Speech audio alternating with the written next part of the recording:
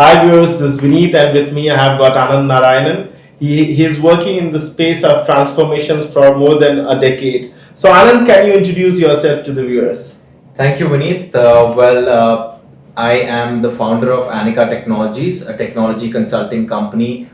We work with major blue chip companies and Fortune 100 companies like PwC, Wells Fargo, Credit Suisse, Edelweiss, just to name a few. And I'm also the co-founder of coevolve, which is a self-transformational company which focuses on bringing in transformations among people in terms of unconventional learnings that is lacked by the current education system. So Anand is an offbeat entrepreneur. So we generally see entrepreneurs in a lot of fields, but this was something unique. So I thought that I should introduce him to all my viewers, and he is coming up with a conclave that is all about transformation. So we'll be also talking about that conclave in this video, and we will be talking about Anand's life as well. So Anand, can you talk about your journey towards entrepreneurship? What made you take this fringe decision from choosing the normal career path that every Indian family offers, that is being an engineer, doctor, or getting into MBA? So why you chose this career path? What inspired you? What was the value system that was inculcated inside you that made you do this?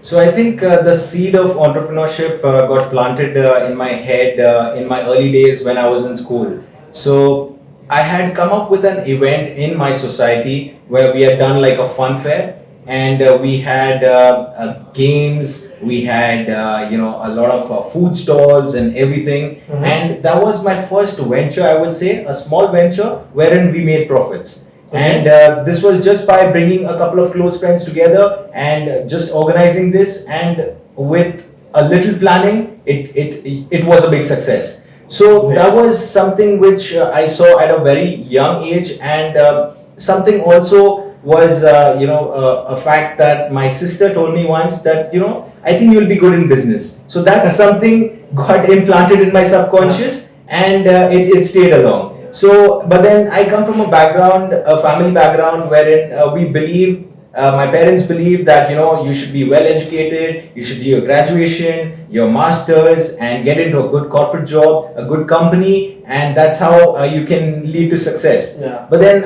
my beliefs were different. So I believe that that's not something which I want to do. So after my graduation and my MBA, I did move to Bangalore, hoping for good opportunities. So you did MBA. Yes. You did MBA. Yes, I did. So I did move to Bangalore, and I thought, like, it's a big city. Let me explore. Let me move out of my comfort zone. From Pune, I moved to Bangalore, and I joined a US based company. And I saw that what I was doing with my life was just insane, because I was doing something monotonous, completely monotonous, and something which I never ever wanted to do in my life. I was like, if I have to just sit here for 9 hours and do something monotonous is not something which I'm keen on. Yeah. So that's when something within me triggered really bad, and I just wanted to do something of my own.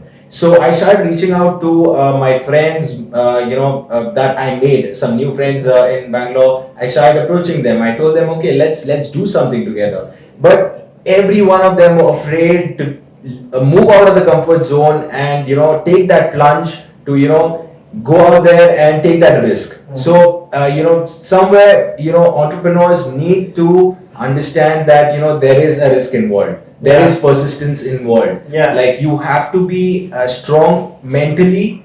In terms, it's not about money. Yeah. Entrepreneurship is not about money. There are some That's false so true. beliefs that people have, that to start a business you need a lot of money. Only then you'll be successful. Yeah. Only then it's possible.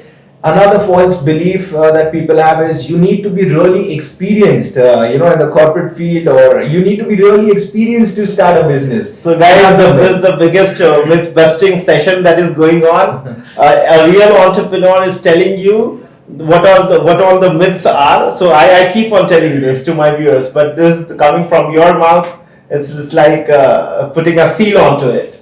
Right. So this keeps happening because every I would say like out of 10 there are about say 8 entrepreneurs who fail. Yeah. So there are various reasons why they fail because the most important thing is the mindset that they carry, the business model and various other things. But then majorly it's the mindset. Yeah. It's the mindset that plays the major role. And people fail in career as well. You choose any career, you get into any corporate job, there is chance of failure.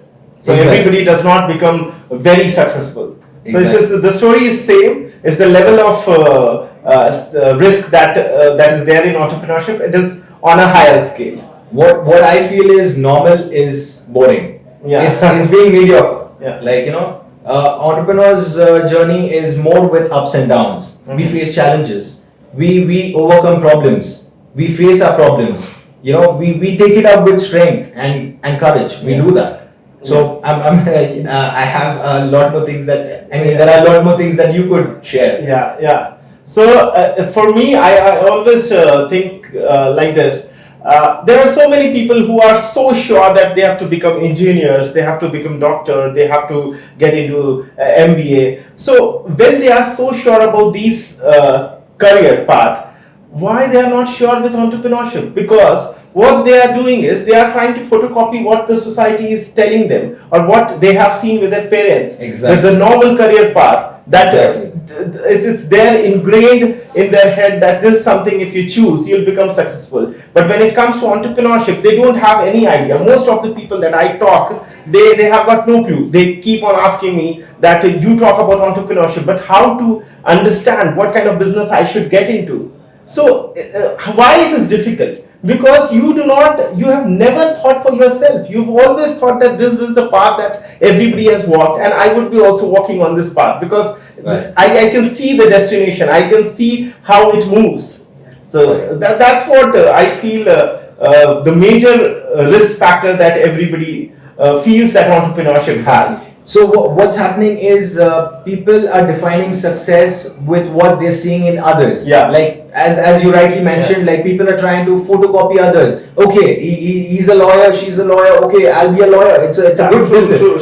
It's a good line to be in. That's what people are getting carried away with. Yeah. But they are not trying to find what is their true purpose and passion. Personal What are they inclination. passionate about? Yeah. They're not seeing what they love doing. Yeah. So you might completely agree with me. If you do something that you love, it's Yeah. no more working, right? Yeah, It's true, no more true, working. true. So this is something that I would like to tell to my viewers, that working for an organization or any industry, that does not mean that you are not an entrepreneur or you are not passionate. That is entrepreneurship. So if you are loving doing sales for an organization, or if you are into corporate lobbying, or you are a lawyer and if you enjoy that job, perfect, you are on the right path. But if you regret that you are in that job, just like Anand, if you feel that you are not at the right place, you are not in the right company, then there is a problem. You need to immediately leave that job, leave that organization, and get into something that you love. Yes, there would be financial risk, but that's fine. That is always there. So we were having this discussion, Anand, where you said that you meet with an accident and things totally get into a situation where you have got no planning whatsoever. Exactly. So we go by these predefined rules, which I call bullshit rules.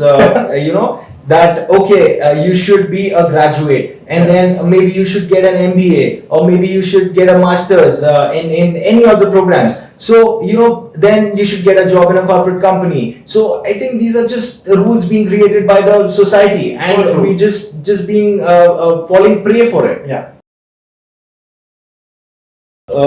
Very, very well said, Anand. I totally agree with this. So viewers, you can log on to his website, coevolvetribe. He's coming up with a transformational carnival in Goa, and it is happening in April, and it would be really life-changing.